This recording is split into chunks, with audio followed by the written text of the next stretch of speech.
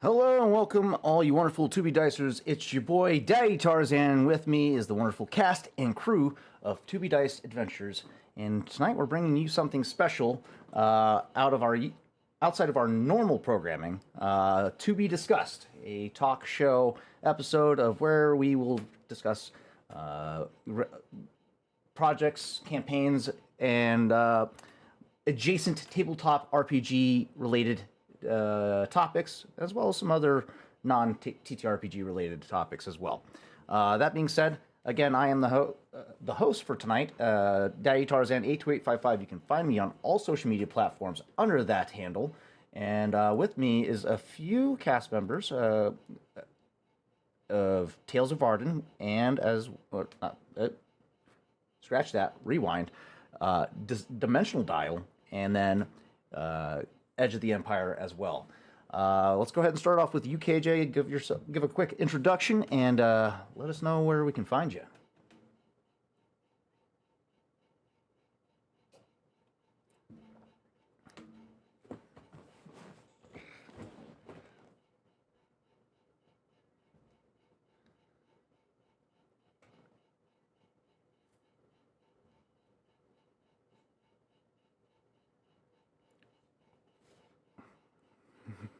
Mm-hmm.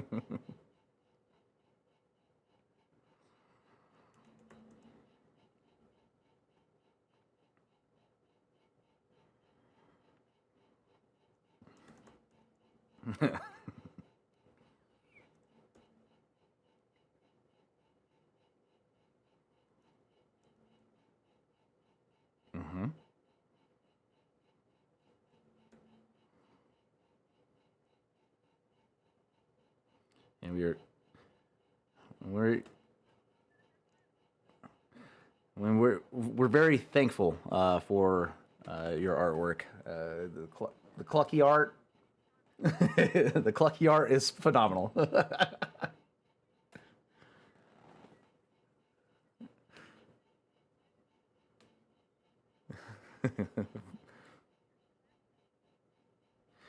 Fair enough. I figured, a 6'7" tall chicken would be, easy enough a description as is.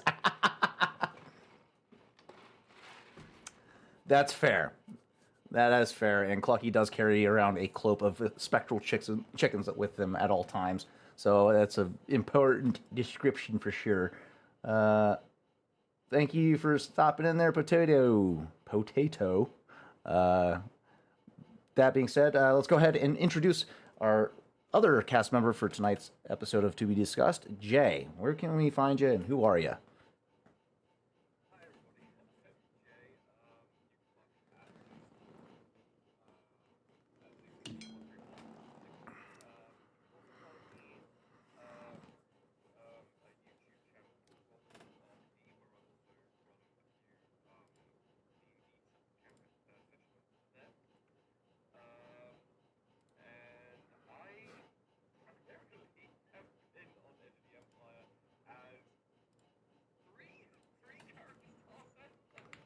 Mm-hmm.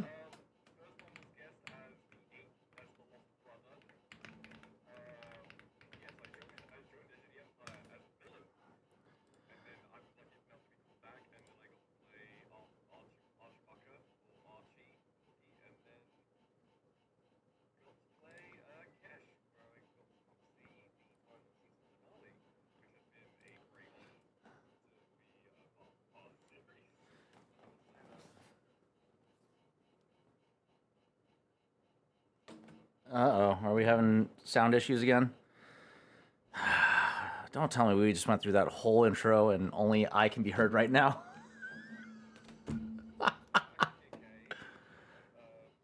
Well, we're talking about on Twitch.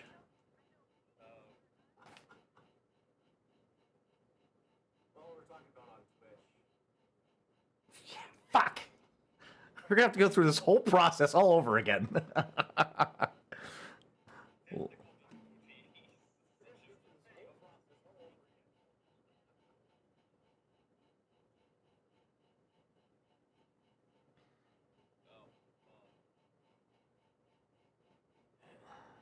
come on. What is going on? I didn't change anything. Why are you being such an ass? We're capturing through Discord. It is. KJ is muted and can barely hear Cash. Cash can.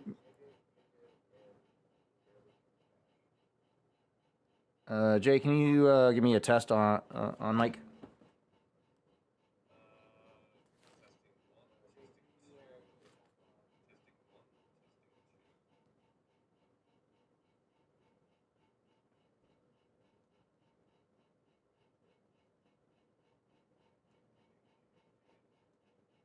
Motherfucker. All right. Very good, Ben. It's not coming through at all for me on the Twitch channel. What in the fuck? Why am I not capturing audio again? Properties. Device. We'll keep it default. Monitor and output, maybe? All right. Give me another test, Jay. All right. Give me another test, Jay. Do. Test 1, test 2. Test 1, test 2. Test 1, test 2. Okay, there we go. We're good. Okay. All right. I had to. That's like. I fixed it. We're good. Okay. Okay. Probably turn down my headphones so we're not getting audio feedback from my headphones. Okay. Mm-hmm. So. Sure, it's entirely fixed. That's a good point.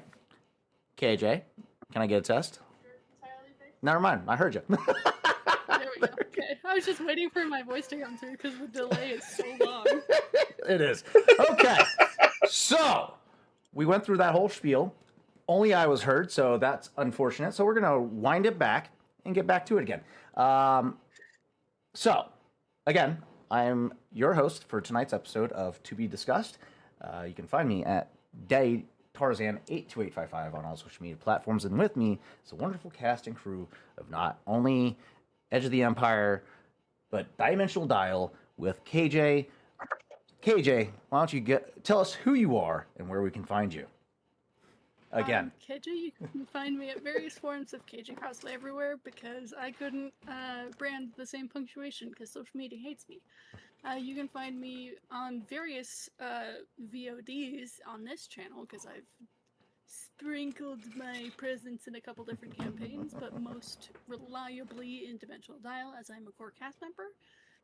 And you can find me on other tabletop role-playing platforms in other campaigns doing other things on different channels. Love it. All right. And like I said, we do have another cast member from Edge of the Empire here with us tonight. That would be this gentleman down below me. Jay, why don't you tell us where we can find you and who the hell you are, guy? I'm just a guy. Renegade that was adopted by To Be Diced. But yeah, my name is Jay. You can find me at JasonV131 on TikTok. You can also find me as the DM for Rolling on RP on YouTube. I am incredibly lucky to be part of the season 1 as 3 characters. One as an invited guest to portray the You Know Him and You Love to Hate Him, the Lost Brother, also played Archie the Wookiee, and Cash the chess agent who just made one call to his mother and made a entirely big mistake, but very happy to be here. Can't wait till that unfolds in campaign 2. That being shit. said, that is going to be it for now for tonight's episode of To Be Discussed. Here we're going to be launching our first this is a rebranding of our original talk show, which was To Be Talks, but we wanted to stick to the TBD format, so we rebranded to Be Discussed. So it's not the first one, but it is the first official one of To Be Discussed. We've gone through a couple of different branding names for our like side talking show because it was TBD Talks, and then it was Talkbacks, and now it's To Be Discussed. To be fair, to be diced, to be discussed. It has like a nice like it through rings, line. you know. Yeah, it does ring. There's a branding we have to stay Right, you know, I like sticking to the acronyms. You know, makes it easier. That being said, like I said, we participate in a bunch of different platforms of TTRPGs. However, we are going to do a little discussion of Campaign 1, with Edge of the Empire being our first long form campaign that we've officially completed with TBD.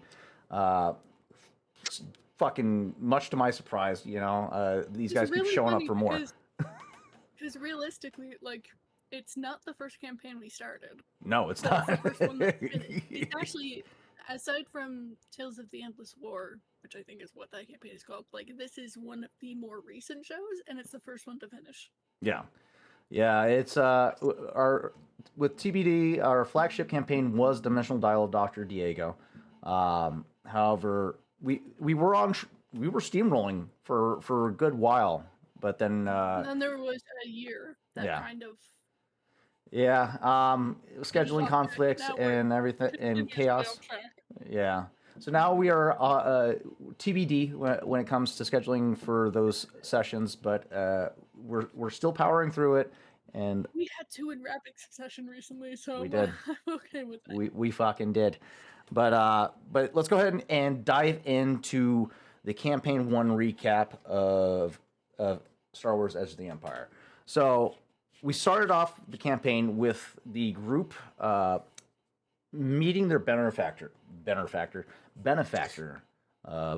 the ISB, a individual known by the handle, I should say, Killbolt. The group has never learned the true identity of this individual. They only know him by his agent name handle, which is Killbolt, and he works for a CIA adjacent organization within the Empire known as the Imperial Security Bureau. These guys specialize in black site operations and off the book operations. These guys are the undercover agents of the Empire. And Killbolt was not a nice guy about it at all. He started off with blackmail as the main motivator to get this band of ne'er-do-wells to work together in line with the goals of the Empire. So it was an interesting start off for sure. Definitely did not put the party in favor of my NPC, which, you know, that's the whole point. He's a master manipulator and assassin. So he what can you do? Except blackmail people. Literally, I will say this. First time meeting him as Archie, didn't like him within the first 5 seconds. For context, Killbolt is a human male. However, he's highly cybernetically augmented. He is, by all intents and purposes, more machine than man. He has cybernetic eyes that replace his organic eyes. He has a very noticeable scarring across the throat. Could either be from a blade or a garrote, a tool, an implementation for strangulation. The cybernetic arms and legs, a whole slew of different augmentations that make him the agent that he is. He was a menace for sure. The party didn't know to the extent of how much of a menace Killbolt could be until much later into the campaign. But I think, Jay, you joined midway officially with your first character, Archie. Because originally I was thinking about having you come on as the the NPC villain, but then I wanted him to be more reserved, so I kept him as an NPC as opposed to a player character. Legal is subject to be. But yeah, your first character was Archie, which I absolutely loved because he was a partner to Grisard Gandy's safari operations, which was a cover for his humanitarian efforts of liberating prisoner camps and whatnot. My favorite thing is just how Gandhi, how that crocodile hunter met Archie was in a little prison, a little internment camp, and it's all subject one held in solitary confinement. Yeah. Who could that be? Oh, the nearly 9 foot tall Wookiee that literally used a stormtrooper to beat other stormtroopers when he escaped. Yeah. So that was a fun session. But yeah, it was like the first time the actual character joining as Archie, I was like, no, I could play a human, I could play, a Trandoshan, and then I thought about that, and I went, I could play an Ewok. Like that was my first thought. Like the process of creating Archie was very funny because it was like all the different races I knew. I was like, what's the classic one that I can play that if I build him correctly? Because it was the first time ever doing a Fantasy Flight, like yeah, their style of building a character, yeah, and their XP, and then Archie was actually a character I played like 20 years ago. As my very first time in tabletop, and he was so like, if I had to describe him, like very lackluster. But I loved the fact that he was like armed to the bloody teeth and he was a Wookiee, and so that's how I made him. But it was total whiplash of like the playing a near psychopathic on a verge of another mental breakdown to then. Tons going, hey, that was really good. I actually really enjoyed you playing. What? Do you want to maybe make another character and join in again? I was like, yeah, yes, please, please. Yeah, Archie was a lot of fun for me, especially playing him alongside Grisard Gandy. For the audience, the inspiration behind Grisard Gandy, if you haven't picked up on it, he is a direct ripoff of Crocodile Dundee. That I reflavored into Star Wars. So Grisard Gandy is my Crocodile Dundee homage. He was an Australian badass, survivalist and tracker. He actually handled himself pretty well when it came to combat. He was less of a blaster and more of a I'm gonna pull out my knife and then I'm going to stab you with that knife and then I'm gonna combat roll and then throw it at someone else. No, that's not a knife, mate. This is a knife. This is a knife. Everything to punch someone, which I think he did more than once. Of like, I could use my blaster, but then it's way more demoralizing if I just run at you with this. Yeah, he was definitely an up close fighter for sure. Preferred his knives. He did have a Dragon Reaper blaster pistol, but he preferred his knives more often than not. Grisard, because there were so many missions that everyone was doing. It was best spin when I first guested, and then they got hired. Like they came off one job and then got hired to go find a separatist ship, and that was how I got introduced. It is. But yeah, so that was a whirlwind. And then we pushed past that to Cholgana, where that's when Archie and Grisard departed the campaign in an effort to cover the tracks of Core Atlas, and then as they fled Cholgana to bring Dr. Kratala and Captain Harsal to their Isotech contact, Rom, who was waiting to meet to finish the deals that his father had made with Captain Harsal. Speaking of Captain Kratala, for Dr. Kratala, I should say, Rawl and Cortana was like some of my favorite little through lines that was going through the campaign. It was generally sweet because Rawl and Oz is such an amazing player and awesome to play with and bounce off of, and just watch him play Rawl as just like she knows her machines. Okay, she's nice. All right. Yeah.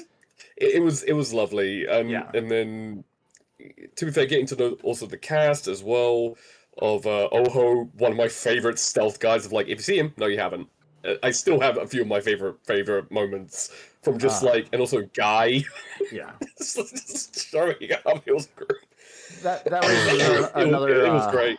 That raises another point. Some of the other cast members that you would have seen in the campaign would be. Matt, who is War-Torn Knight on social media, he plays Chav Visto, the party's pilot and smuggler. Oho is played by Victor the Story Weaver. Phenomenal role player. If you ever get a chance to roll some dice with him and be in a scene, absolutely amazing voice actor, player. Dude's a creative. What's the word I want? Something. Not genius. Just. We'll just go with a creative god. The dude's a fucking menace when it comes to creating. Stories. He's a little. I literally was like the amount of stuff that he was like, the way he described his detail off camera of like one idea and then it will just spiral into like thousands, and I'm like that's wizard. That's magic. That's wizard stuff. It's great. Ever get a chance to roll with him? Highly recommend it. Oz, Oz was great. Oz plays Rawl or Phil Daru Ogre. Yeah. I don't want to play with Oz anymore. I want to play with Oz. Yeah, phenomenal player, phenomenal. Like, someone needs to hire him for voice acting because the octave that he went down playing Rawl was phenomenal, and I was in awe every time when Rawl spoke because he was a guy of a few words, and when he did speak, he was like, "Okay, dude, why?"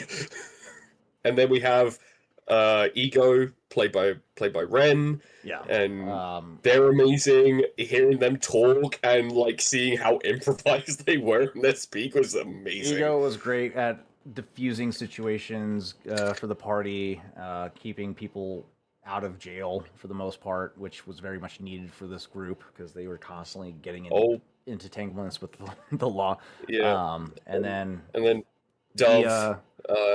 Dia.cosplay, who plays Dove, is our Dia's. She's amazing. She's a phenomenal. Like, I could only sing the praise. Yeah, I can give all the cast praises till like the New Day Sun in around the world because it was just amazing watching all of them. Yeah, Dia, as much as playing with them, it was great. Dia brings a level of sophistication to a scene that I love, and it brings me joy. I'm just like, oh, here we go. Also, it's really true. Like, no matter where she's playing, because whether for Dimensional Dial, because she was just a guest for the last dimension we were in Edge of the Empire, in Tales of Varden, in Night of the Worm, in literally anything you see that woman in, she brings a little spice that nobody else can bring, and it's so good. Spice. I saw a little bit of the Midnight Worm of her playing her character, and I literally was like, going from that seeing Dove, and see that from Dove, and I was like, those are two different characters that I'm seeing, and they are played by the exact same player, yet they are played so unbelievably different with micro eccentricities. It's amazing to watch. I feel myself very lucky that I got to play with everybody, Yeah. and also I love the fact that while Tarzan was learning the how the mechanics of the Star Wars Edge of the Empire game works, and how progressive you became, and how like the amount of like, oh, I think it's this, and then you literally went through, I think, watching you go through 5 different books, literally in the middle of a session, going through 5 different books and looking up online and going, well, it's this way, this way, this way. I'm just gonna do my own thing because it makes sense to me. And I was like, this is why I stayed. This is one of the reasons why I stayed, because Yeah. this is amazing storyteller. It's why TTRPGs are so special, is because the rulebooks you're given are guidelines. Like, realistically, as long as your group is having fun and nobody's getting hurt, nobody cares if you use the rules. Yeah, like when I to give an example of the moment of where Tarzan had, I think this was one of the reasons why Tarzan implemented the rule of like, okay, let's bring all the side talking to the side chat and bring everything in, is when me and Roll went on, I think, for 5 minutes of laughing because watching Tarzan have a crash out on like, okay, all these bounty hunters have shot you. What do you mean you took no damage? And because Archie and Roll were just tanks. They absorbed damage. It was borderline unfair. I sent a bunch of Albex at Archie, and Archie's soak threshold was way too high for them to even do any damage to him, and I was freaking out. I was like, how is the fuck is he not taking any damage from all these fucking Wookiees crocodiles? Wookiees get like inbuilt soak. Like they get like the ability to absorb amount of damage before they take damage, and when they do take damage, they go into a rage, which increases the damage they can do. So it wasn't just crocodiles. It was like these cat things as well with the 2 tails and the 4 eyes. The Nexus as well, yeah. Yeah. Where one of them had Roll, and so Archie's, in his great wisdom of little to no intelligence, because he's barbarian, in D&D terms, he literally grabbed the Nexu and then suplexed him behind him with Roll in the Nexu's mouth. And it was just... And then came, like, the Rhodium fight, with, again, bounty hunters and all sorts, and that was great. Yeah, speaking of suplexing monstrous creatures, gives us a little callback to the Dimensional Dial when Clucky decided to suplex a direwolf onto another direwolf and pinned both of them to the ground at the same time. Clucky's done so much suplexing of animals because there were giant fish that it happened to. There were snakes in the dino dimension. It happens. The fact that this motherfucker's still alive astounds me. Yeah. You don't make it easy. Tarzan did. Yeah, Tarzan did not make it for us either, because he was like, I need to let schedules because there's at least like 3 players at any one time in Edge of the Empire. It's a steady standby of 3, 2 minimum, 3 average, and then we were lucky on the final session to have all 6. Like, we were very lucky to have everybody. Yeah. And so it was like, I'll just send like 4 Nexu. Archie and Roll, because they're there and it's fine. Those Nexu lasted, I think, less time. I think they lasted 3 rounds before one ran away, because it was legit a moment of like, uh-oh. Yeah, they're ambush predators. Like, they don't stick around for engaged fights. But yeah, no, Chogana was an experience for sure. That also brings up a good point. When we first started this campaign, just about 3 years ago, we all started it with no prior experience whatsoever. It was a learning experience the whole way through. So yeah, I was really laxed on a lot of the mechanics and whatnot for the campaign. However, with campaign 2, I am looking to reel it in. Just a little bit more, just to be more in spirit with the mechanics of the game and whatnot. But however, the players are with this second campaign coming up are going to be starting off with a permanent +1 buff to one of their characteristics. On top of their starting XP, they get an additional 150 XP if they didn't spend it at the end of campaign 1. Uh, and and they get to keep all their gear and talent trees, but they all have to reset their talent trees back down to 0. So they don't have to buy their talent trees all over again, which is pretty cool. Yep. So basically, what I looked to do for campaign 2 is I went the route of prestige, essentially. You restart your character back at ground 0, but you get to keep all of the trees that you've bought. You don't have to buy those all over again, and then you respec your character all the way back from the ground up. So it's a hard reset of the character sheets, and then with that is going to put us on track to be a little more in line with the mechanics of the game, because by the end of campaign 1, you guys were at just shy of 3,000 experience, which is a fucking lot. not to mention with the amount of abilities that we all had. Yeah. Like Oho, I think, was using nearly 8 stealth die all the time. It was a colossal number of die. Some of these players' dice pools were astronomical. They were rolling like almost Dove's shooting pool. Like looking at that alone was like watching Dove fire is terrifying, and I was very glad that I was in the party and not on the receiving end. Yeah. Of the barrage, the heavy shooting, the sharpshooter, like everything was accounted for, and it was like a paragraph of everything. Yeah, and these players then you had like 14 dice in their pool. It was getting out of hand. So also, let's not go through the near sheer meltdown of Chav showing why he's a good pilot and nearly vaporizing 3 times my mind the my executor Star Destroyer. So yeah, this brings us to the end of the campaign, which was the face-off between Chav's pilot instructor in the Naval Flight Academy for the Empire, who framed him for stealing a experimental starfighter and crashing it for pushing it to past its limits, and got him kicked out of the Naval Flight Academy.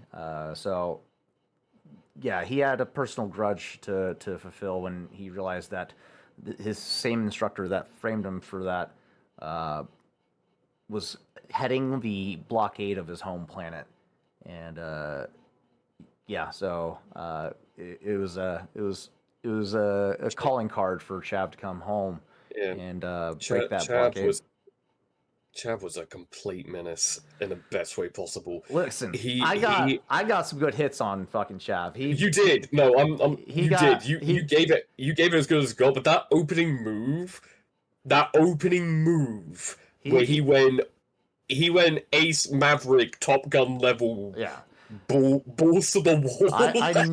I knew he was gonna. As soon as I rolled out something that looked akin to Tazen's Starfighter, he was gonna break out that fucking ability that doesn't let me target him for the entire combat session. And I was like, it's a little misdirection. Boom. Tazen's been invisible this whole time in his stealth fighter. Boom! Chav goes invisible. Boom! He can be seen. Dang it! It was the biggest game of cat and mouse in the middle of a giant space battle. I got that one shot in, and then he went invisible and fucking turned it around on Tazen. That was a good one. I liked it. That was a great climatic moment for the end of the campaign. Yeah. And I will say some of the NPCs that were my favorite. Brel being one. Brel. So inspiration behind Brel's voice was Solid Snake from Metal Gear Solid. I caught that, and I was like, nope, keep gamer, keep gamer excited. Kesh, for all intents and purposes, was part of Auric Squad. Outed himself as a Chiss agent, completely unprovoked, and then because got caught by Auric Squad. Yeah, got caught by Auric Squad, and then decided to try and bullshit its way through by saying, "Oh, I was just calling my mother from a highly classified base on Farlene of all places," because Killbolt, Master Manipulator, sent the group to find Cash, which was a very organic way of trying to reintroduce a player and introduce a new character. Yeah. And then for everyone to go, "Who are you? What do you know? How do you know Killbolt?" And Cash going, "1, I don't know. 2, I don't know who you're talking about. 3, why are you asking?" Because there's a very few selective members of the Chiss that actually integrate themselves in known space, so the ISB keeps track of them. That is something also I'm hoping that may show up in, if I have a hope, it's campaign 2, that because Kesh is a Chiss, he doesn't show that very often because he wears a helmet every now and then. But it's very hard to hide, skin. the skin, the eyes, because obviously Grand Admiral Thrawn of the Empire is a very well-known Chiss. Yeah. And I'm hoping that either Kesh will come face to face with Thrawn, or we'll see him in passing. That's one of the things I'm hoping for, because that's the reasons why. There's many reasons. I gotta take a look at Ahsoka's timeline and see when Thrawn comes back. In respect to the campaign. Kesh was one of those characters that I was looking forward to playing, because the idea of not having to, because being autistic, just having this blank face all the time, and then showing a when he got used to everyone was great. Also, the backseat driving that Kesh and Chav did to each other constantly is still one of my favorite moments. That was good. In the truck, and just having everyone behind them going, "Is this really happening?" And everyone, and me and Matt, I think, were nearly laughing afterwards after the session, because it was just the level of the backseat driving was great. It was so funny. But to put us on track with the end of the campaign recap, the party ends up successfully breaking the siege of Nothwin with the guerrilla strike force, helmed by Auric Squad and Core Atlas. They inflicted enough damage on the fleet providing the blockade that when reinforcements did show up, by way of the ISB showing up in their massive Star Destroyer and massive fleet, saw the damage that was done in order to withdraw, as it was no longer profitable to maintain a presence over Nothwin. However, Auric Squad was lost in that reinforcement. Rev Garland, the head or the commanding figurehead of Auric Squad, was killed in action when his flagship was devastated by a remnant of a Death Star cannon that was retrofitted to Watcher 7's Star Destroyer. Kind of glad that I wasn't there to see that, because I feel like I would have slammed my head on the desk. I'm not exaggerating. To rescue Rev Garland was a bit of a funny, and still one of my favorite moments of everyone in shock of realizing instant death. Kesh shooting a death trooper, saving Oho in the process. That was a great one. Yeah, the rescue op for Rev Garland was a fun mission, but the Death Star cannon was definitely a shock factor for the party when it took out the Winds of Justice bridge, and then Rev just got that damn Mon Calamari cruiser. He had that thing for a week? Just about. But then when Watcher 7 showed up with his fleet, thousands of TIE fighters started pouring down on the rebels. Some of them managed to escape, those being Phantoms or Rogue Squadron, now known as which will now become Phantom Squadron, and Wedge Antilles managed to escape. Several other fleets, several other members of the fleet were able to escape. However, Chav's experimental fighter was remotely deactivated, and that made the Core Atlas crew decide to stay in solidarity with Chav Visto. However, they kept trying to come up with other plans to try and circumvent the scene. I'm like, no, you guys don't have any choices. Your choices are this, that, or this. There is no rescuing the ship. There is no towing the ship out at mid-combat. You try anything, thousands of ships are going to descend upon you and obliterate you. Your choice is surrender, run, or die. That is your only three choices. And much to the dismay of the players, because they wanted to come up with plans. Victor was trying to come up with A, B, C, all the way to Z plans. That is his thing. I say again, he has an idea, and then he will make thousands of contingencies of that one idea. Yeah, that's how Victor works. I wish I was exaggerating when I said that I was so angry at the fact that I got 2 different headaches that day. I was beyond annoyed because I couldn't be there for the final thing, because I would literally be along with Victor like, well, what if we try this? What if we did this? It was a struggle to get the final campaign episode to completion, because everybody wanted to try something, and I'm like, look, guys, this is it. You completed the campaign with the battle. This is end credits scenes at this point. Because when we got to the flagship of Watcher 7. Again, Victor wanted to come up with some extra shenanigans when he came face to face with Watcher 7. Like, I want to start walking towards Watcher, and I'm like, okay. The Death Troopers that are surrounding you immediately butt stroke you in the stomach with their blaster rifle, and you fall prone on the ground. He's like, all right. I started crawling towards Watcher 7. They butt stroke you in the back of the head, and then start dragging you by your feet. He's like, can I get anywhere close to this guy? I'm like, no, you're getting dragged away right now to your cell. So is it, for clarifications, campaign 2 might start with everyone on that death trap of an ISB ship? No, they're already escaped. Okay. So, like I was saying, during the end of the episode,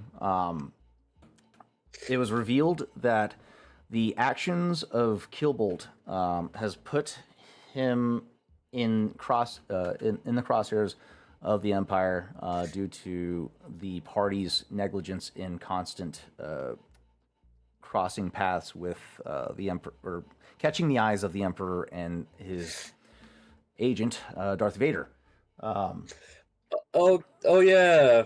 So with the destruction of Banastar Station was kind of the final straw. However, the straw that broke the camel's back was the death of Tazen over Nothwin for Watcher 7.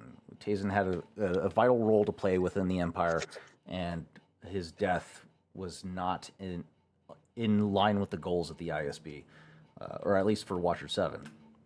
And that led to him declaring Killbolt a traitor to the Empire and imprisoned him along with you guys, and in the process deactivated all of his cybernetics, as they are imperial cybernetics that were implemented. So he went limp like a wet noodle and could not control his own body until he was brought to his cell, where it was revealed that he had a failsafe implemented in the instance that he was betrayed by the Empire, by the ISB. He had a biofeedback regulator implemented that allows him to basically hard reset his cybernetics and regain control. And he waited until he was in his cell to do it. And then he had a slicing kit installed in his arm to help break free. However, he wasn't going to break free unless he got the party to agree to help him escape. So you guys all escaped on the Northwind Chimera, and we ended the scene with them jumping into hyperspace, and of course Victor trying to pull off one last fuckery. And I'm like, you hear the light. Our scene transitions to the exterior of the ship as you hear a lightsaber ignite, and the metallic ring of a metallic object extends. So that you hear a shing, and that's all he got. There's no clarification as to what he was trying to pull off was successful or not. But he was trying to kill off Killbolt immediately, and I'm like, no. You'll find out in campaign 2. But that is the end of campaign 2 with the ambiguous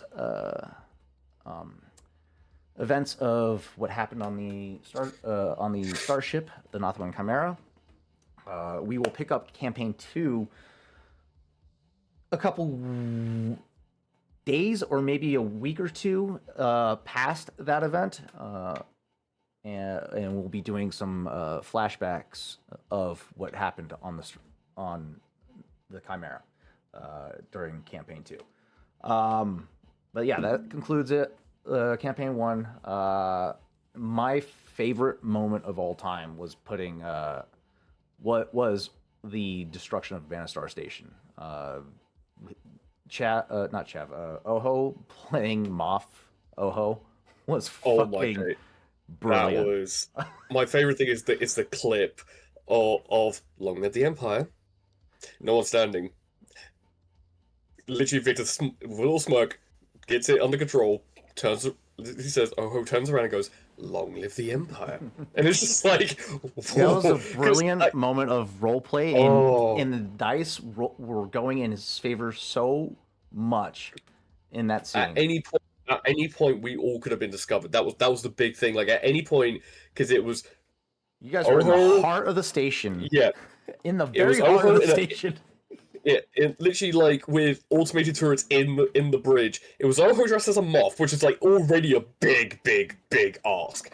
There was Chav in a TIE fighter pilot's like outfit, which is still a very like high end character, and then my guy's a random stormtrooper just there. Yeah, that was my favorite moment of all time in the campaign. Was Victor proving his improv mastery in that moment, like being able to just bend the scene to his will with well-rolled interactions. Like the dice were on his side that day. It was crazy. Like that. Outside of the good dice rolls, he is a trained actor. Oh yeah. Yeah, like he brought. I'm not kidding. He brought that to bear in that scene. When the dice goes his way, he knows how to capitalize on it.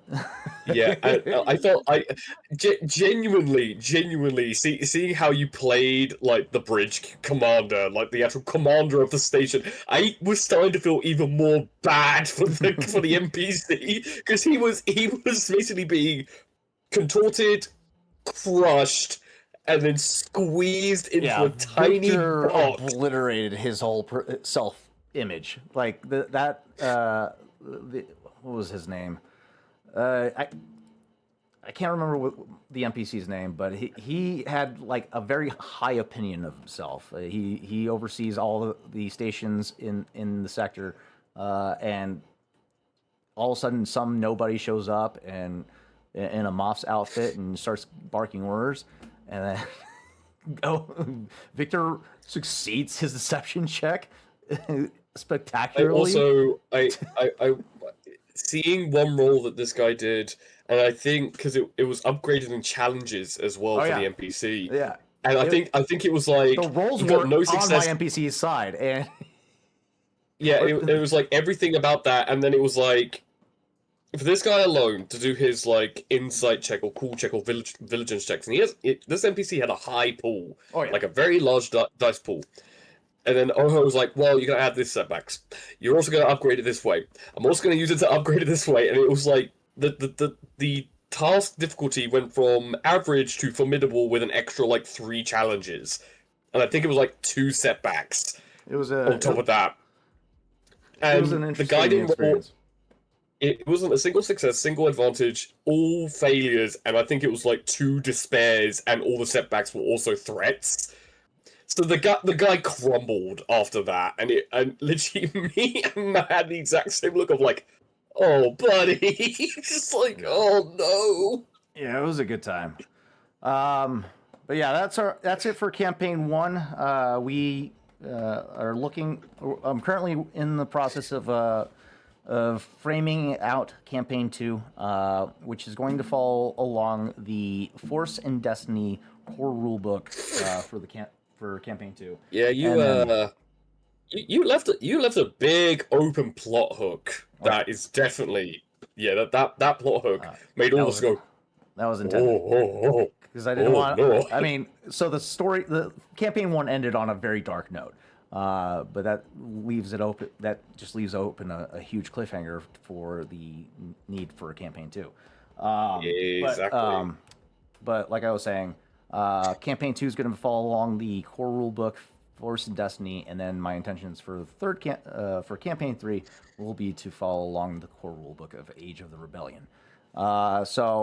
I'm trying to hit all 3 core rule books for Fantasy Flight Games, Star Wars series, just to bring awareness of the platform, as it's been a discontinued platform, which breaks my fucking heart. So books are hard. As it breaks mine. Books are hard to come by, and there is no expansion on these books anymore coming out. So what we have is what we get. So hopefully with massive, us... massive recommendations. As much as me and Tarzan are singing the praises of this, massive recommendations from myself.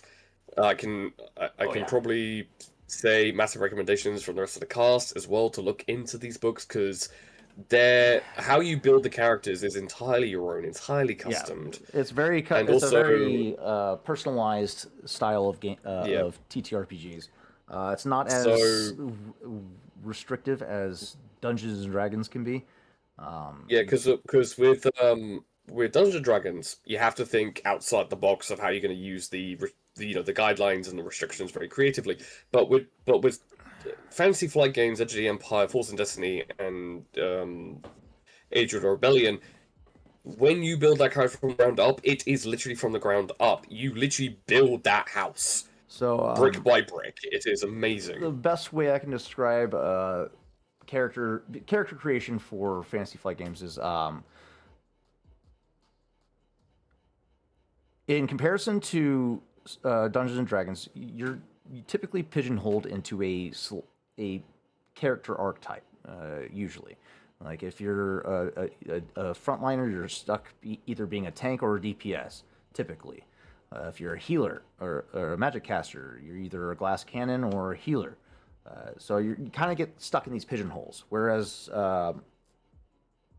Fantasy Flight Games, there's no 2 characters alike. Everybody has a very unique creation to them. You can personalize them from head to toe to be a very unique character to yourself. But that being said, it is a daunting process of creation at first. But once you get the roll of it, once you get comfortable... I took a peek into those, and... It is a very daunting ask, for sure, for a new player. Like, for example, we had 3 Force users on our group. We had someone who was a heavy shooter, but was also a decent pilot. We had someone who was a really good pilot, but also a smooth talker. We had someone who was a smooth talker, but also was a force user, could influence people. And even if you play a smuggler, you'd be like, oh, but I was once a soldier, and so I have these little bits in front line. What I think is best about this platform is the fact that you can specialize in certain areas, but that doesn't mean you're going to be terrible at everything else. You can still be successful in other fields that you're not specialized in. That's one of the best aspects about this game. You can still succeed if you're not a face character. You can still succeed in social checks. The difficulties aren't as arbitrary as like meeting a DC of 15 or something like that. You're rolling against a standard difficulty set. Simple, easy, hard, or formidable, or daunting. Daunting being the hardest one. That's 5 dice that you're rolling against, which most social checks aren't going to be that high of a difficulty to begin with. I mean, unless you're faced off against a android who doesn't know nuance and only follows protocol, yeah, that's probably going to be a daunting social check for sure to try and get around that guy if you don't have any means of deceiving them. But every character can contribute to any other aspect of a scene. If you don't have a face character, it's not needed. I would recommend having a medical professional on the team because that's the one thing about this game that I love the most is that damage has long-term effects in this system. Yep. You do not recover wounds as fast as you do in D&D. Yeah, it's like you need to spend time to recover your strain. You spend time recovering wounds, and you don't just get it overnight. It's like you have to spend like if you get shot with a blaster bolt, excuse me, you have to spend several days or in a Bacta tank to recover those wounds, and you won't even recover all of them by the end. You might still be missing one, which is like a lingering thing. Yeah. But I will say going forward, as a character progression for Kesh, he's dropping majority of if I'm able to drop some of his skill trees, he's going straight into doctor and straight into medic, and he's becoming the medic. He's a decent pilot. He's a decent stealth guy. He's a good survivalist. He's not really going to need that survivalist for a long while anymore because he's part of Core Atlas and he's not the reconnaissance trooper in Oryx Squad because Oryx Squad is no longer alive. Yeah. So dropping that and immediately going into Doctor and start gaining that medical skills. Yeah. That's the progression. But yeah, it's like I said, character creation is completely unique to every individual, which I absolutely love. I just recommend. I recommend getting with a group of friends that at least have an understanding of the system, or you can always reach out to me or any other cast members of 2B Dice or Edge of the Empire specifically to get their insights on how to create a character. I would love to teach people how to play this game. So anybody that wants to that shows interest, best believe I'm going to be hovering over you, over your shoulder, whispering sweet nothings into your ear on character creation. So I get excited anytime somebody mentions that they're interested in playing this system. I'm like, oh boy, do I have a game for you. I want to pick a different tabletop RPG system, but I don't want to do D&D. Literally, quite me, Tarzan, the rest of the cast gripping our chairs like, so come on, take a ball in his hand and let me drag you into this new tabletop. But that does lead us into the next segment of To Be Discussed, which is other tabletops that we are a part of, and our friends and affiliates that have other campaigns or events going on as well.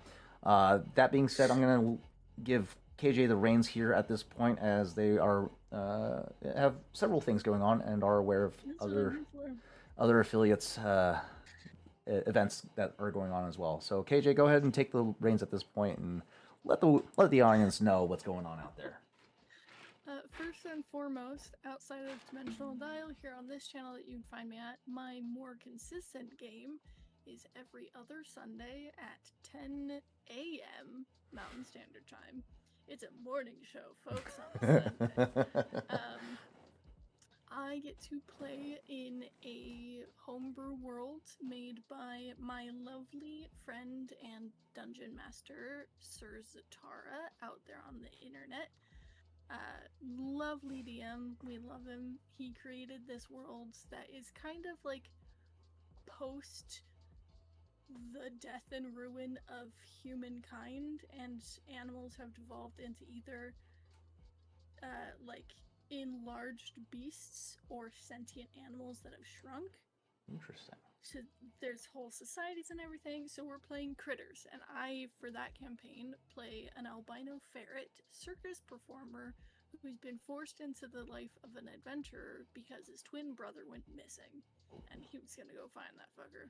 Ooh. And we've gone through so much stuff, and I found my twin brother, and now I might accidentally end up killing him, maybe, sort of, kind. What? There's so That just took a dark turn. so much. There's so much. Well, so he has to. He's been stolen by a group of bad people, but he has to play the part, and so we have to fight each other. But my character has so much built up rage and anger because he's not giving me any answers, and he's not willing to work with us and all these things. So it's like those brotherly fights, but they both know how to actually fight now, so it's more deadly than it would be before. Yeah. But that's coming up next month sometime. May 3rd is our next session, but 2 of our players are going to be missing, so we're playing a one-shot, which is either going to be an alternate perspective from a different group in our world, or a flashback of my character. That has not been fully given yet, just possibilities thrown out. Then the 17th of May, I believe, if I know my calendar correctly, I do, will be the next regular session, and the 31st we have off. Outside of that, and that's on the channel of Lycan and Moss, the campaign of Brass and Briar. Outside of that, Tabletop Misfits has a lot of programming going on. One of their current shows is a Candela Obscura campaign, which I just recently caught up on, and I need the next session, and it doesn't drop till next Monday, and I'm upset about it. It's really good. Candle Obscura, I've heard a lot of things about that setting. It looks amazing. I want to play in one for sure. Outside of that, you can see our Vampire the Masquerade and Werewolf the Apocalypse mashup, which is Night of the Worm, which we are in the middle of filming some wrap-ups of the first season, because our finale had some recording issues and things that didn't quite end the way that we would have wanted them to, so we're doing individual and or paired wrap-up sessions. Yeah, we definitely had a very ambiguous ending for it. We did. So we're tying some of those loose ends before heading into season 2 of Night of the Worm, which we do not have any confirmed dates for yet, but it will be coming sometime this year. We just got some character art sketches sent to us, and we're really excited about them. My baby Luca looks so fucking good. Yeah, so Tarzan plays one of the 3 Guru in our group, and I play one of the 3 Kindred in our group. Pretty sure both of us are planning to come back as the same characters. I mean, we don't know if that's going to be the same for everyone. I have no other desires or inclinations to play other characters. You know, my boy Luca is a very well protected, close to the heart character. So him dying off just nonchalantly would be a travesty. I feel like that would break you, Tarzan. Some of Tabletop Misfits' other programming, they have a show that is referred to as Dress to Quest, I believe. They have Dress to Quest. They have Tavern Talks. Is the Power Ranger game I think that over now? completed. I believe that's completed. I'm not sure because I haven't asked Matt. I think it is. Yeah, Just a Quest. Oh, season 2 is going. Ooh. Apparently. Yeah, season 2. It's literally titled Power Daddy's Guardians of the Grid.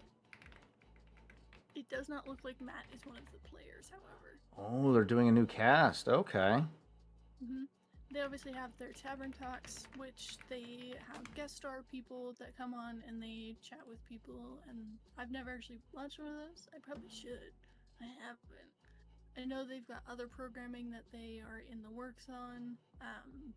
That just isn't out for public knowledge because we don't even know it. I'm trying to think of any of the other things that I do. Some of the stuff that I'm like signed up for doesn't have any announced dates or anything yet, so it's like I have to sit on those for a hot minute. Yeah. I am in the background slowly. It is not ready enough for the public, but I am working on a campaign that I would like to run that is not D&D. Ooh. But I'm pulling mechanics from a couple of different game systems. So Okay. if you like Regency, political dramas, high fantasy, low magic systems, things of that nature, that's what I'm planning on doing. So eventually, when I figure out enough stuff to really do a casting call, get players together, and then start building a world, then we'll get somewhere. But I'm literally, before I jumped in here, was talking with Victor to help build some stuff because I'm having issues doing so. Yeah. That's great. Yeah, I'm also building a game as well. The Curious Adventures of a Household Cat. I'm excited for that one. I'm currently it's bare bones. I'm looking to. I'm currently working on 1.0 right now. I'm gonna try and get that launched as soon as possible, so I can debut it on TB Dice. I would love to debut this game on TB Dice. I But haven't figured out where I'm gonna debut mine. you're always welcome here. I know I could do it here. I could probably do it on a Blake and a Moss. Tabletop Misfits probably would like. There's a couple of different channels Yeah. I could potentially do it on. But There's options everywhere. We got your back, KJ. it is not far enough in production to But- go anywhere. But other hopeful mentions. My players keep bringing back the Holiday Rogues Gallery. I am looking. I'm looking to bring that back. I would like. It was a very fun series.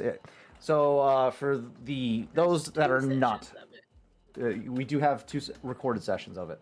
But for those who are not aware of the Holiday Rogues Gallery, the premise is you play. The players play a patron of a holiday throughout the calendar year.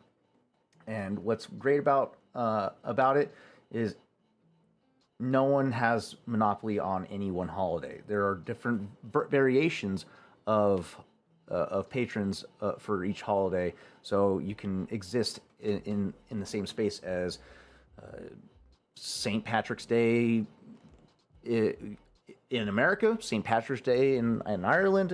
You can have 2 Archies essentially.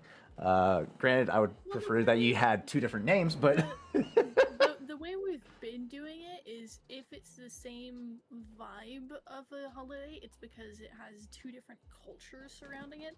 So America and Ireland are a bad example to use. But it was, yeah, because they're both the same culture of St. Patrick's Day. But yeah, it's so yeah. If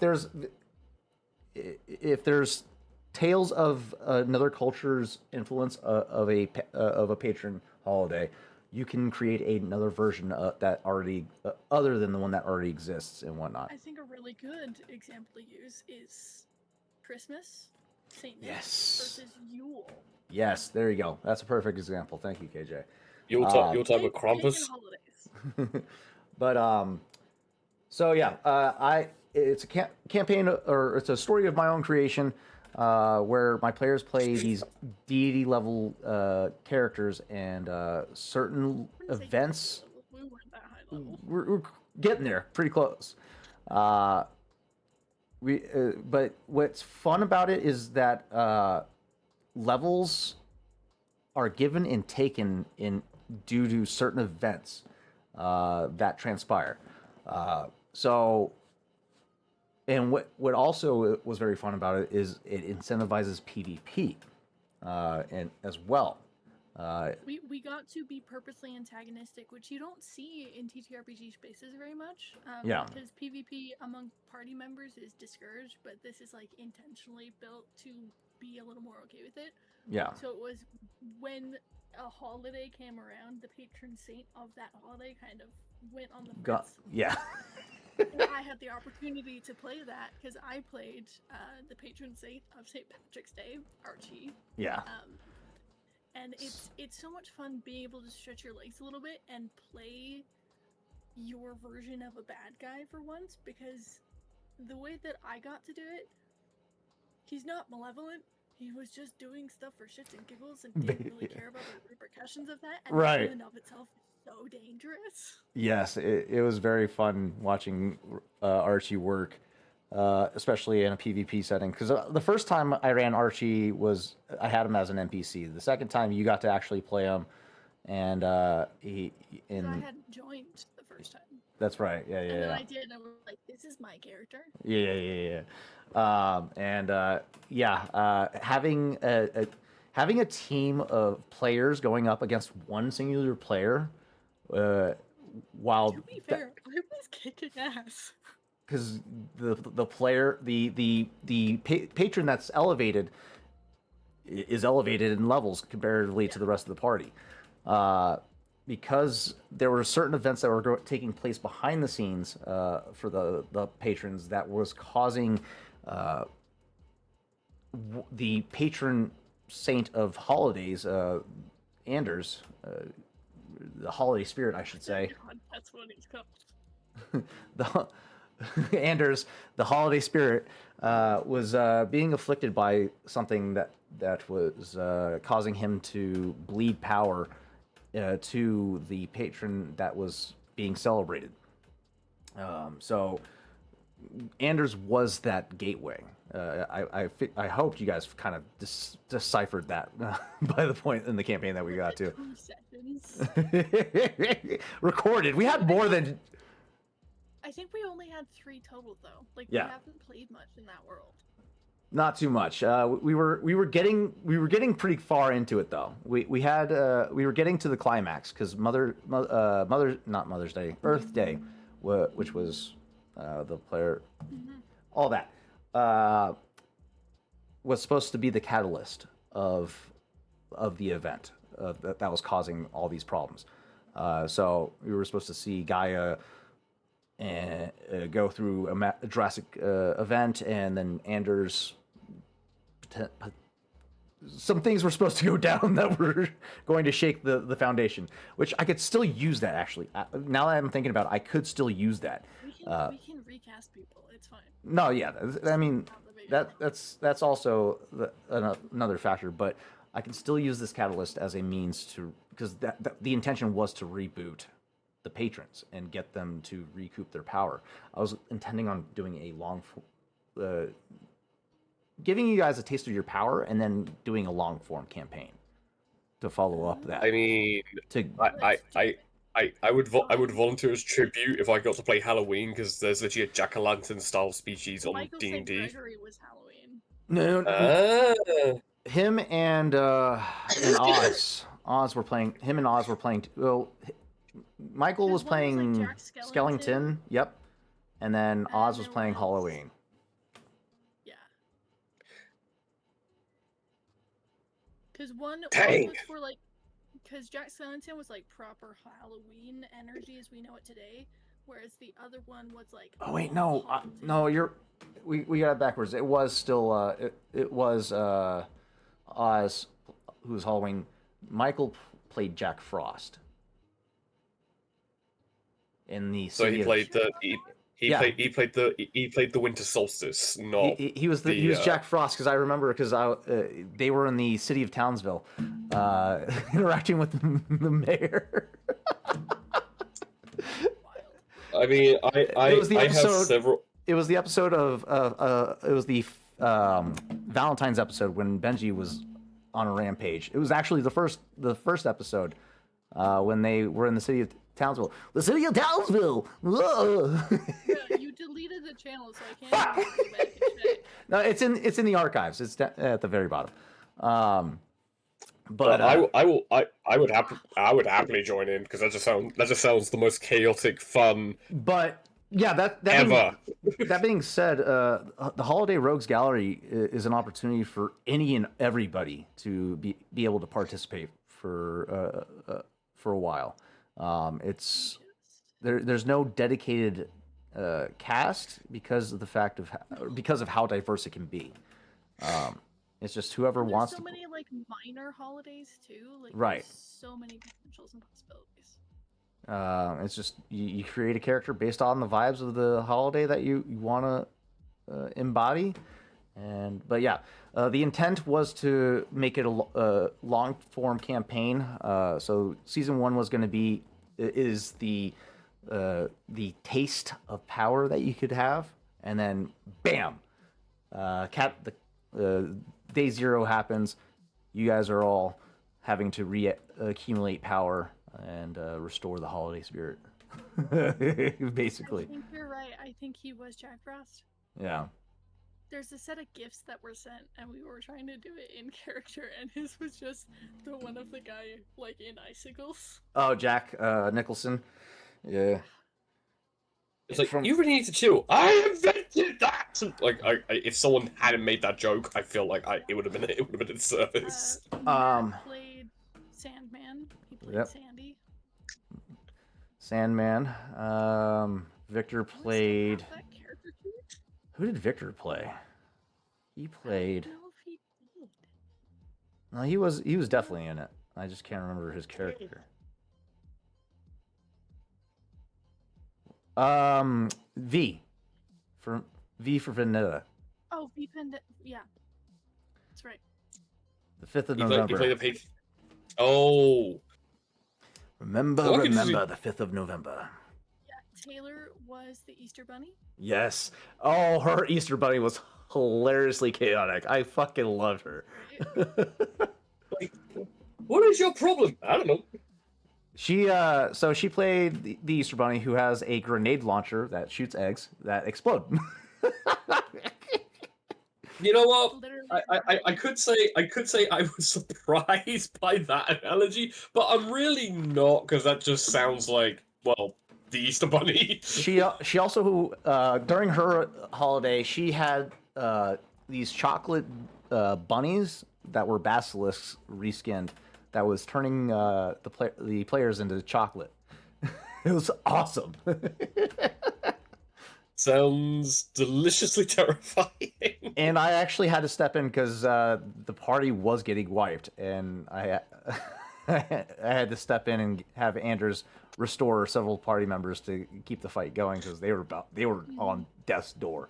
I was like, oh fuck, this is not good. Anders, we need a fucking revival. I think the really funny thing is when Archie went wild, Archie didn't do any damage. It was just the bunny who was blowing up buildings. Oh yes, yeah. So there was a lot of property damage, but none of it was my fault.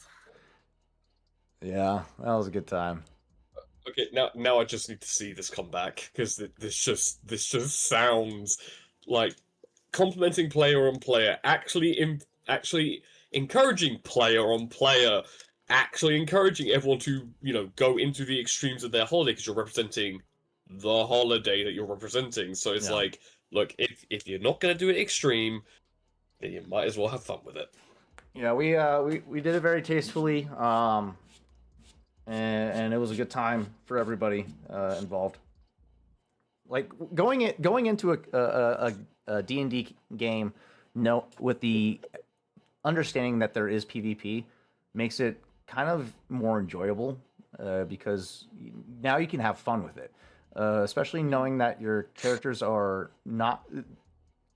You're creating these characters not to die. So... Because if I recall... No. What I had implemented, if the patrons did die in the game, they were able to come back, but only after a certain amount of days, depending on how much bad of a defeat it was. It's kind of like the concept of like the gods never die unless people start forgetting them kind of a thing. Like that's the Yeah. energy. As long as people still believe in that holiday, they're still gonna be around, even Yeah. if their physical Like form at the time gets destroyed. Like the catalyst was Anders. If he wasn't there, if people started losing the holiday spirit, then that's when the danger sets in. So that being said, campaign 2 for Holiday Rogues is going to be very scary for players. I'm excited for it. Like getting to do some of those like big battles and then stripping of power and starting at level 1, I think would be so fun. It would be an interesting. I already have ideas. It would be an interesting awakening for sure. So, okay. With that being said, I think I'll start going to work on revitalizing Holiday Rogues Gallery. We'll go ahead and announce it here.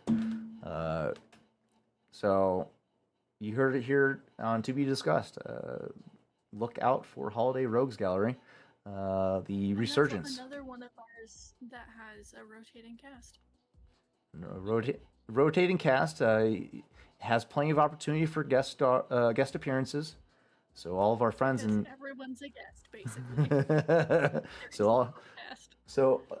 all our friends over at the other groups or actual plays, Tabletop Misfits, Clock Nexus, all you guys, you can make an appearance if you would like, and not have to be beholden to a long form campaign. But yeah, I'll get to work on that on top of developing my cat TTRPG and working on getting campaign 2 set up. That being said,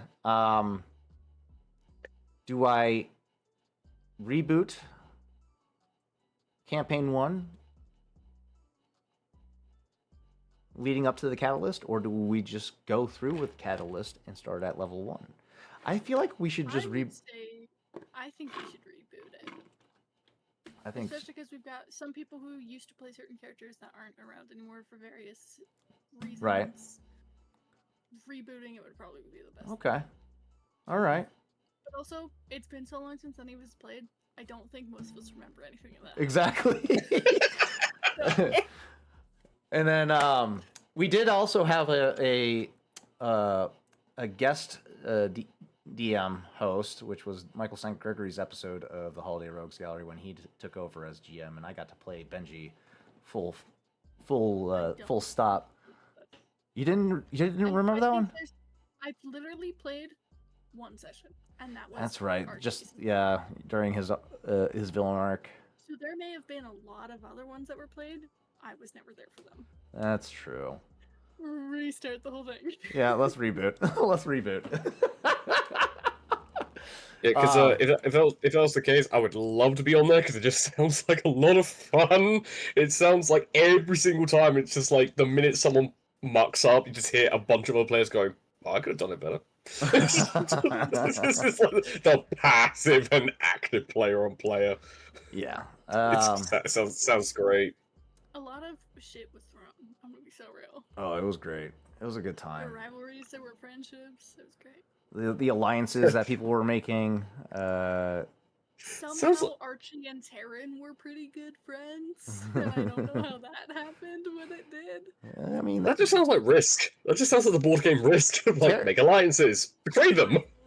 Taryn was a tooth fairy. Taryn is already mischievous as is. But Taryn is the Fey tooth fairy. Yeah. Taryn is the Oh no! Not your childhood story tooth. No. Yeah. Biblically accurate Fey being. And had a on and off again romance with Benji. Archie took advantage of, and that's the reason. I Please almost bring it played back. a couple of people. Please bring this campaign back. Please bring it back. It just sounds so messy, and I love it. It's like the more you're talking about it, the more it's like, oh, I just want to sit down with popcorn or hot cocoa Now or I- something and just watch it unfurl. Now that I- There's two of them on the YouTube you can go and Yeah, watch to get a small now that I taste. think about it, I think Rogues Gallery, the Holiday Rogues Gallery, was my first ever helming as a GM or a DM, Dungeon Master. Yeah. So yeah, that was my fucking first ever campaign that I've ever created. You can watch my first DMing experience. Because I'm a GM. Yeah. My first two. To be fair, episode 1 of Rolling on RP, I was little known secret. It was a test run that all of us found out. I found out during the session. Everyone else knew.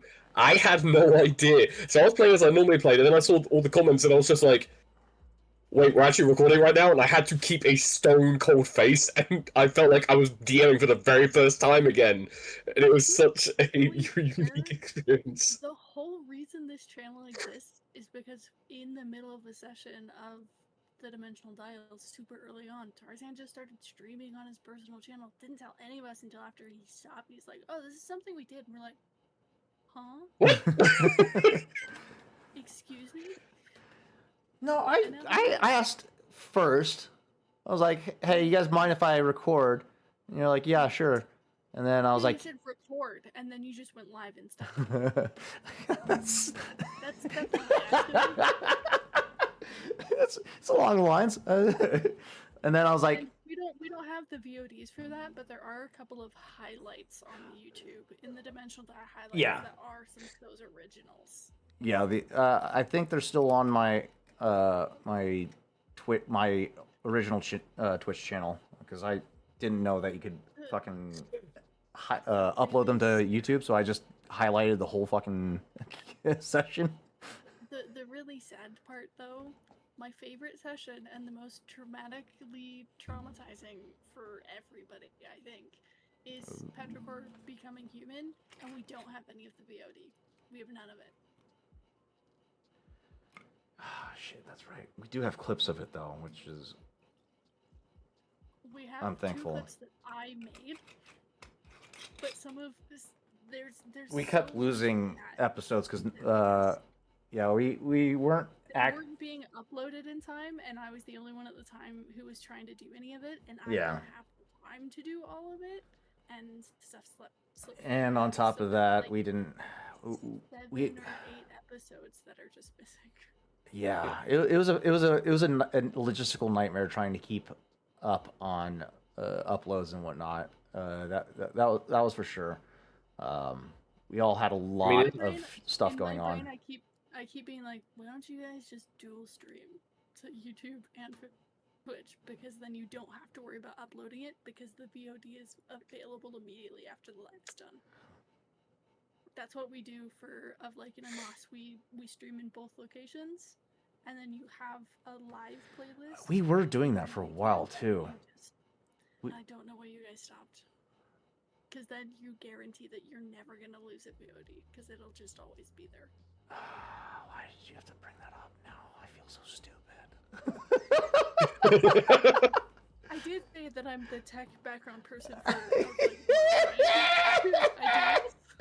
I've been manually uploading episodes this whole fucking time, That you didn't have to. and I've missed several fucking episodes because fucking holidays and personal that struggles. You didn't have to. Yes. God fucking damn it.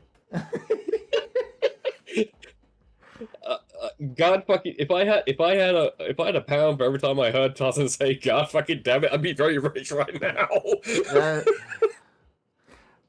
Here at 2B Dice, we like to make our lives a little harder than we need to. Just Always. we fucking learn things If the there's a hard simple- way. If there's a simple solution, we will know about it. 4 weeks later, if there's a simple solution, we will know about it later. The VOD could have been immediately uploaded immediately if I just... You know what? We were doing it originally, but then I was concerned that we were splitting our viewership base. No. And Because that's... realistically, when things are live, people are going to be watching you on Twitch. that's just how it works, because that's how it works for us. Like, we don't really get very many live viewers on YouTube. It's all on Twitch. Yeah. But when they want to go watch stuff, they go to YouTube, not Twitch, and it's nice to have it just automatically there. God damn it. You guys are getting all the behind the scenes things that, like, producing shows, this is what it is. You find the shortcuts. You find Listen, all right, TBD, 2B Dicers. I'll change my fucking ways. If you TBD Dicers, if you need someone to thank for the shortcuts that will be coming, you can thank KJ Cosplay. Let's make one thing very fucking clear. KJ has always been the fucking backbone of this fucking group. Just to be clear. There was a period of time where I just wasn't around much at all. Like, I was still doing the streams, you still saw me in games, but I just disappeared off the face of the planet for like a year or two. And I only recently came back to that community because things have settled down and life is being nicer at the moment, and so I felt like I was ready to come back, and everything is a mess. It's not a mess, it's just a little chaotic, it's fine. It's a mess. Everything's a mess. But it's not my responsibility to fix it, because I gave that responsibility to everybody else. It's like you're pretty much like the person who's like who left a very very well liked establishment, but then everyone realized that he needed you. So when you were ready, you came back and you were like, "Not my circus, not my monkeys. I'm just here to do this." Listen, the YouTube is just a little disorganized. I still do it. Like, if you go and look at in a Moss, like, all of the stuff for them, like the background text stuff is myself, and I'm helping someone else learn it too, so it's not just solely on my shoulders. But like, for the longest time, it was solely on my shoulders here, and that was stressing me the hell out, so I stopped doing all of it, and that is what led to me leaving some of the community. Yeah. And I came back and everything's a mess. I'm like, have fun with that, you guys. Here's the text that I've got, but that's Listen. It's not my job anymore. I offered positions to the others, but they all have their own personal things to deal with. So it's a lot to take on. And if it's not something that you're looking for in your life, it's definitely not something you want to do without realizing what you're getting into. But it has to be done. It definitely needs to be done, and your boy's been slacking a little bit. I mean, I've been slacking. I just didn't organize the fucking YouTubes. Not lately. I need to get back on that. I've been pretty good about it for the longest time, and then I kind of stopped going to YouTube because they changed the app on me for my phone, and that pissed me off. So it's literally a him problem. It's a him problem. I want the convenience of being able to manage my videos on my phone. I don't want to have to go to the website to do it. And so it's stupid. It's just you. They changed the buttons somewhere. I don't know. You used to just have to hit the YouTube button and then go to the profile and then click manage videos, and then I can organize. But now there's no manage videos button. There needs to be a powwow day where you just sit and go through all of the clips on Twitch and you edit them to be made for portrait instead of landscape, and we have dual casting active form, so it should be. But if you want to customize them to actually fit what is happening in that scene, the dual casting doesn't actually always catch what you're wanting. So you can go through, customize them, yada yada, and then export them as shorts to the YouTube. Ooh, yeah, no, I've been using Opus clips to do the I'm short. gonna be sober with you. I don't like how Opus clips edits things. It's a pain in the ass because you have to reformat them. It is annoying, but it does highlight some of the best moments of the campaign. I will literally do it myself. Listen, I don't have time to watch every fucking show that we put on and fucking clip things. I do. So I'm like, Opus Clips, I need you to watch this shit for me and pull some videos so I can make clips of it. Granted, it's a pain. We have to pay for that fucking thing, so it's a pain in the ass. But yeah, see, there's no managed videos anymore. There's edit channel, there's analytics. I can go to videos here. Yeah, no... because the studio is built to be used on your fucking computer, Tarzan. I hate that. Let me manage my videos. Let me manage YouTube from my fucking phone, man. It's not supposed to be that kind of interface. If you're a creator, you're doing it on your computer most of the time. I hate that. I like the convenience of my phone. I'm just gonna sit here for a little while, okay, guys? It sounds like a skill issue. It is a skill issue, god damn it. I don't want to go to my computer. I work a lot. I bartend, all right? God damn. But Tarzan, you are at your computer right now. Now I am, but that's because I'm running a show. That means I have to spend more time after the show managing videos, and I don't want to do that. I want to play fucking Winrose and be a pirate. Oh my god. All right. Well, it's been an hour and a half of To Be Discussed, and we've talked plethora of what we do and what we provide for your viewing consumption. And off-topic things. And other off-topic things like managing videos on YouTube, and potential new campaigns that will be coming your way, and announcing In potential the campaigns. not so near future. Yeah. So, if you like what we have to offer, please feel free to follow us on all the social media platforms. You can find us at those little tags down below on all social media platforms at To Be Diced Adventures ADV. Let me rephrase that, reword. To Be Diced ADV. Let's not be redundant here. On all social media platforms, you can find us on YouTube, Twitter, or X, whatever you want to call it, and Instagram, as well as TikTok under the same handle. All of the social platforms. You guys don't post on the TikTok. That's what Opus Clips is for. Remember when I was managing that? Dude, KJ, I am so thankful that you did, as long as you did. I'm sure you understand how much stress I've been under trying to get things uploaded. I know. I'm still doing it. Just but look for that.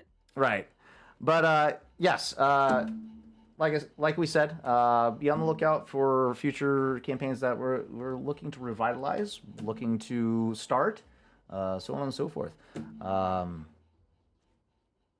Holiday Rogues Gallery, Curious Adventures of a Household Cat.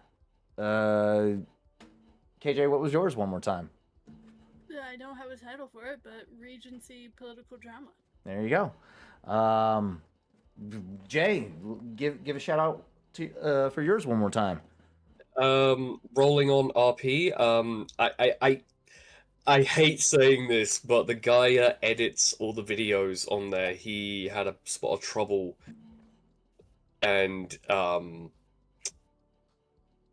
it's not my story to tell, but in long story short, he is currently dealing with trying to reclaim everything that was robbed. Well, Thankfully he's moved out of that area. He's safe. He's safe, which is the more important bit. But eventually, Rolling on RP will return, hopefully with a campaign called Starscape, which is if you like grimdark dystopian high sci-fi fantasy type settings, hopefully that will be on Rolling on RP. But we do have 11 episodes of the campaign I was running in my own homebrew world during what's known as the Age of Dread. So hopefully you should be able to have a little look into that and see the chaos of when the gods go to war, what is left afterwards. very cool. As that is the setting. Very good. And another shout out to our other friends and affiliates out there. Tabletop Misfits, be on the lookout for their production. They got Dress Quest. We're currently working on existing wrap-ups for Night of the Worm and setting up for Campaign 2. And then Clockwork Nexus. Be on look out for them as well. But we are 2B Dice Adventures, and we appreciate you guys tuning in and being a part of our community. And we'll see you next time. Stick around if you guys want to check out a new game that just released. I'm going to be going live after this with a gameplay reveal of Windrose, which is a pirate survival game, which is actually a lot of fun. So I'm going to be coming back here shortly to stream that, but I'm going to end to be discussed in the meantime, as we have ran just a little over our window, but we're still close to it. But we appreciate you guys tuning in. Have a great rest of your night, and we'll see you next time on To Be Diced.